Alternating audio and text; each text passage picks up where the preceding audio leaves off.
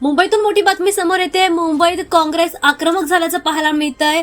ईडीच्या कार्यालयावर मोर्चा काढल्याचं इथे पाहायला मिळतंय। नॅशनल हेराल्ड प्रकरणामध्ये ईडीची तक्रार फेटाळल्यानंतर राहुल गांधींची बदनामी झाल्याचा आरोप करत काँग्रेस मुंबईमध्ये आक्रमक झालेलं हे पाहायला मिळत आहे।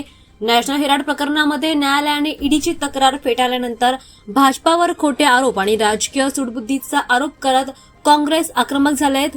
मुंबईमध्ये वर्षा गायकवाड यांच्या नेतृत्वामध्ये काँग्रेसने ईडीच्या कार्यालयावर मोठा मोर्चा काढला। सोनिया गांधी आणि राहुल गांधींच्या समर्थनार्थ काँग्रेस कार्यकर्ते आक्रमक झाल्याचं पाहायला मिळते। मोठा मोर्चा काढलेला या ठिकाणी पाहायला मिळतोय। वरळीतील ईडी कार्यालयाच्या बाहेर मोर्चा काढलाय। काँग्रेस कार्यकर्त्यांची मोठी गर्दी झालेली पाहायला मिळत आहे। खासदार वर्षा गायकवाड यांच्या नेतृत्वाखाली जोरदार निशाणे आणि निदर्शने देखील करण्यात येत आहेत। आंदोलनस्थळी कडेकोट पोलिसांचा बंदोबस्त देखील तैनात करण्यात आला। पोलिसांनी आंदोलकांना सावरण्याचा प्रयत्न करतानाच दिसून येत आहे। मात्र या आंदोलनामुळे परिसरात तणावाचं वातावरण निर्माण झालंय। काँग्रेस आणि भाजप यांच्यातील राजकीय संघर्ष आता अजूनच वाढल्याचं दिसून येत आहे।